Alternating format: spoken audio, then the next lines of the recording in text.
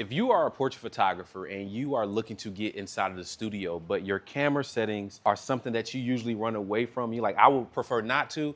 In this video today, I want to reveal to you the 6 camera settings you need to know before you ever step in studio. And this comes from me doing over 1,000+ studio shoots over the last 9 years.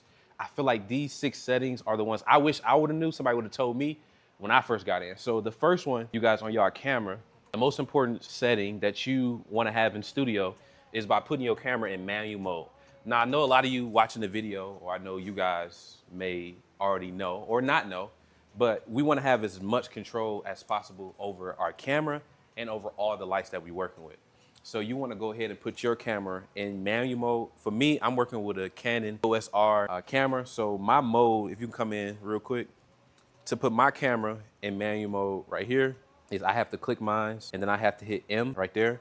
Now, I don't know what that may be for, like, I got a Sony shooter right now, but we want to put yours in manual. It's in manual mode. So if you have a Sony has an M as well, and then he has a Canon too. So he's already in manual mode as well. So the very first setting you want to make sure you have dialed in before you walk in here is manual mode, not aperture priority, not auto, because we want to have full control over all the lights that we're working with.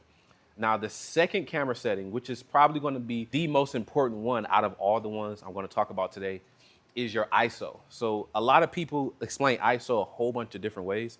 Let me explain it to you the way I have been able to understand. So your camera right now can do something where it can make fake light for you. So ISO is the fake light that your camera makes for you to properly expose the picture. And expose just means make the picture look lit up in an easy definition. So typically when you're shooting in studio, you have a lower ISO, and that's gonna be at like 100 or 200, or depending on your flavor and your preference, you wanna have a lower ISO because these strobe lights are gonna be producing light for you. So it's no point in you making fake light in your camera if the strobe lights are gonna be producing the light for you, okay? So the second one is gonna be ISO. Now the next one is kind of relevant in studio, the third one, but it kind of doesn't really change your shot up until a certain point. So the next one's gonna be shutter speed. So when you're in the studio, that shutter speed on your camera, if you look at your camera right now, I hope you have it sitting next to you. And if you guys look at your camera as well, there's gonna be a number that's like 1 over something. It's maybe like 1 over 200, 1 over 60, 1 over 125. It's gonna be 1 over something. So in studio, the typical default that most portrait photographers start at is 1 over 200. Now, as you use your shutter and you move it down like to 160, mine's go down to 160, or you move it down, mine's go down to 125.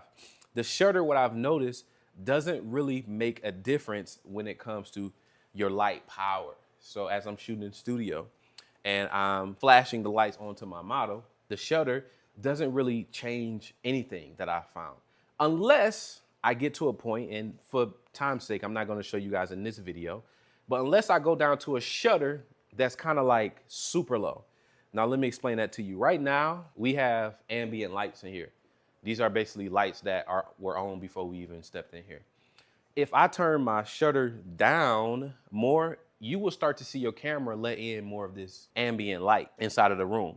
So when you are shooting and you working with the shutter, sometimes you may turn your shutter down because you may be working with a continuous light and you want to capture that continuous light in the camera and also add strobes. But I'm gonna kind of demonstrate some things too so you guys can actually see that it's really not a difference when you lower the shutter in your shoots. Now, the next camera setting, so we went over manual mode, we went over ISO, we went over shutter, we're gonna go over aperture. So aperture is a fancy word for the thing that makes your photos look blurry in the background. So in studio, your aperture is also one of those things that it makes just a small difference. And I wish I could show you guys in this video, but I just want to make sure you have the camera settings dialed in when you go in there. But the aperture, what that's going to do is it's going to determine how much of your shot is going to be in focus versus not in focus. Now, you guys, we're shooting on a plain background paper. It's not going to have that cool blurry effect because it's just a plain background paper. But if I shot on this canvas textured paper, if I turn my aperture down, this is going to start to look blurry in the background because we have some texture in there. Or if I was to shoot on, if you can show them this right here, this red fabric sheet right here, and I wanted to blur it out in the background, if I turn my if I turn my aperture down, then guess what's gonna happen? I'm gonna get that blur effect. Or even turn to show them this right here. Another thing, if I turn my aperture down, then I'm going to, and also I'm thinking that down means like, right now my aperture is at f9.0. So aperture on your camera is gonna be that point number. So his is at f1.4, his is gonna be at you are at 4. Now, the cool thing about aperture is that the lower the number, the more light your camera is gonna let in. The higher the number, the less light your camera is gonna let in. But for this purpose, the lower the number, like 1.4 and 2.8, the blurrier your background is gonna be. The higher the number, the less blurry your background is gonna be. I could bore you with all the technical terms of like, you know, shallow depth of field and all that type of stuff. Listen, I know you probably just want a blurry background and you want it to look sweet. So the lower the number, the blurrier your background gonna be. The higher the number, the not blurry your background is gonna be. But there is a use case where I don't always want a blurry background. Because let's say if I shoot at a lower aperture and I have more than one person in the shot, then I may only get one person in focus, but I won't get the other person in focus because my aperture is lower. So we want to make sure we have a higher aperture if we are going to be shooting with a group or more than one person. And also in beauty, a lot of you may get some girls, they're like, I want to do my lip gloss line. We want to make sure we get their whole face in focus along with the product. So we need to have a higher aperture versus a smaller one. We're not going to get their whole face in focus. It's probably just going to be whatever you're focusing on. Okay. So we got the manual mode, we got the ISO, we got the shutter, we got the aperture. The next one that I really like to dive into that I did not know about is the color profile.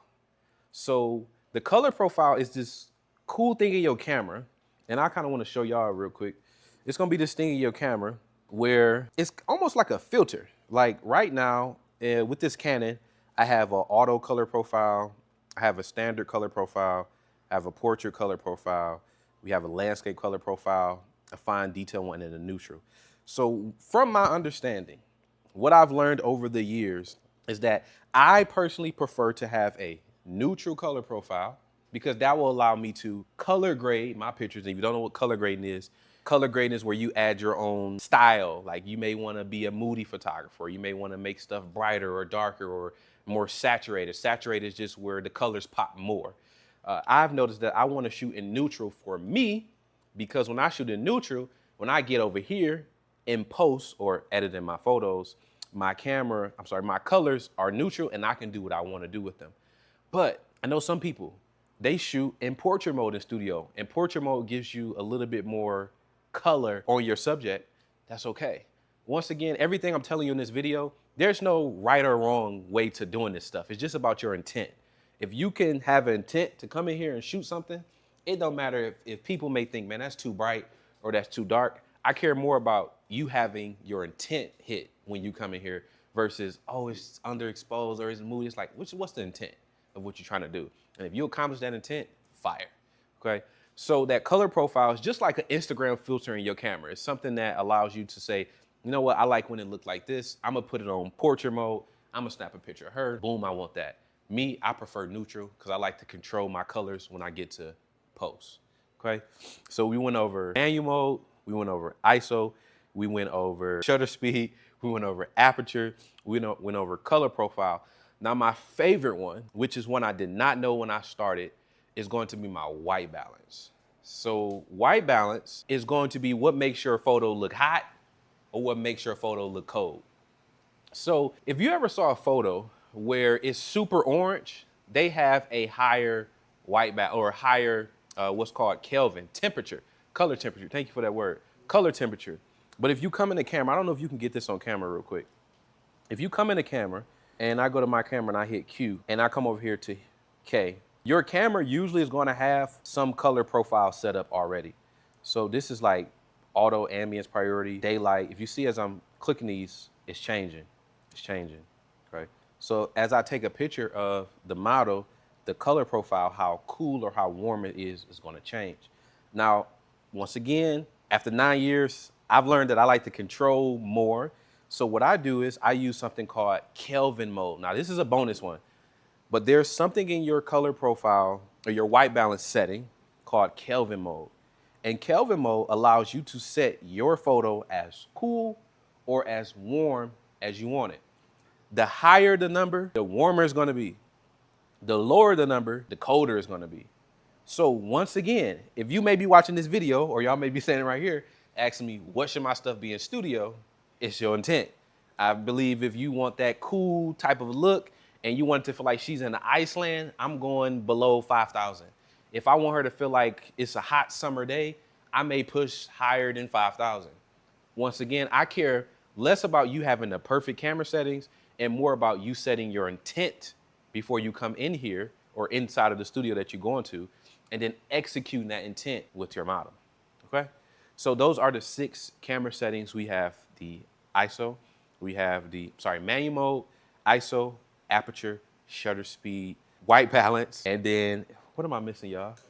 Color profile. And then also we threw a bonus one in there, which is Kelvin. Now I do have a live studio audience.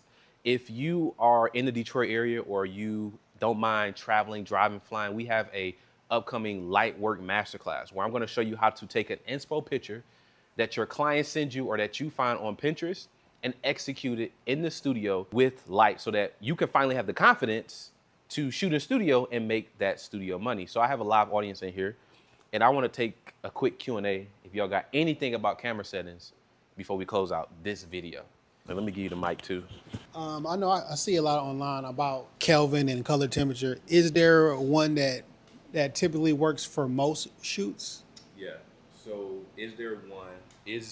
What he asked was, is there a certain Kelvin or color temperature that maybe I should start at in the studio? So once again, it's a preference. Mine may be different than his, and his may be different than mine. But what I found is that I like to start out at 5,600 Kelvin in the studio. So anywhere between that 5,200, 5,600, I found that is not too blue to where she doesn't keep her nice brown complexion, but it's also not too orange to where she look kind of weird. It's kind of like in the middle. And then when I get in post, that's when I start getting creative and having fun and all that type of stuff. Okay. So that's what I kind of found is like the middle ground, but also its intent. Because I may have a light skin model that is like very fair skin, that color temperature might not work with her. So your color temperature is also determined by the skin tones that you're working with. But once again, it's about the intent and also the preparation that you get with your clients before they walk in here. So I would say you should ask them, hey, you got pictures of your models, what y'all wearing, different things like that, and boom. I think I want to also add to, did you have a question too? Okay. I want to also add too that since I'm a beauty photographer, one thing that will mess us up is having the wrong color temperature when it comes to shooting beauty products. Because if I make a pink lip gloss too blue, the color's not right when they put it on their website. If I make it too orange or warm, the color may not be right when they put it on their website. So I really do like to find that that middle ground, which is like that 5,600. But you also can get this thing called like a white balance card that you will hold up in front of your model. I'm sorry I don't have one today. And it will allow you to get the right white balance card, the white balance that you need for your photos without you having to kind of guess when you're shooting. Okay, I will let him go too. What would you say would be the best shutter speed for portrait photography? Yeah, so I would say the best shutter speed, well, I would say there is no best. I know this is crazy, but it's gonna go back to intent. So the shutter speed that I have for a model that's posing, and I can say, okay, pose like this, and I can snap, and you just give me another, whatever you think about. And I say pose like that, and I can snap. It's gonna be different than if I have when I shoot football, and they jumping up in the air, I need a higher shutter speed to capture that motion. So also as well, the higher your shutter speed, the more motion you can capture without it being blurry. Because you may see some shots where it's like, they move and it's like, it can look kind of blurry. It don't really look right because the shutter speed is not high enough to capture fast enough capture the motion fast enough. So typically for a model, 200, 250, I mean, because you're literally gonna be like, hey, pose, boom, click. You're gonna control the movement and environment. But if you got a football player doing all of this, you might want to keep up with him, and you need a higher shutter speed when you do that. Since you're doing, we shooting JPEG or RAW? Great question. So he asks, are we shooting JPEG or RAW? I swear it's gonna be a preference. I wish there was a do this answer. When I first started, I shot RAW and JPEG. A RAW file just allows you to add more ingredients to your dish. If you want to get more, freaky with your colors and have more, I look at it, when I think about an analogy, I think about RAW and JPEG like this.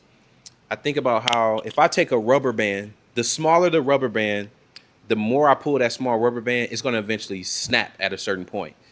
But if I take a bigger rubber band, I can pull that bigger rubber band more and get more pull out of that rubber band. So I look at RAW like a big rubber band. I can do more with a RAW photo in post than I can with a JPEG photo in post. And that matters a lot when you like shooting events and stuff like that. But in studio, I believe it matters as well because you may want to get creative with your colors. And you need more pull in post if you want to get creative with your colors. So I would say shoot RAW and JPEG and send your client the JPEGs if you have them pick their pictures. Do not send them the RAWs because the RAW file is going to be bigger than the JPEG file. So it's very important that you understand that the two different file sizes are going to be bigger than each other. So what I would do in the past, when I did do shoot and burn, I would take all the photos, deliver the JPEGs to my clients in like Pixieset, time, a gallery, Google Drive, Dropbox, and I would have them pick their favorites from the JPEGs. And then I would say, okay, she picked image 7421. Let me go find image 7421, the RAW file, and edit that. And then when I edit that and I save it as a JPEG and send it back to them how it is. Makes sense? So RAW versus JPEG, I guess you just want to have, like I said, the rubber band analogy. You can shoot JPEG, but when you get in the computer and you want to do some fancy stuff, you may not have as much stretch to be able to work with. So I would say shoot RAW and JPEG, but make sure you have a memory card that can support RAW and JPEG files, especially if you're taking a lot of them. I would say at least get you like a 64, a 128 would be like great. You can use that for a minute. But if you can only get a 16, that works as well. There's no problem with a 16. Cool? Cool? We catch y'all in the next video. Appreciate y'all.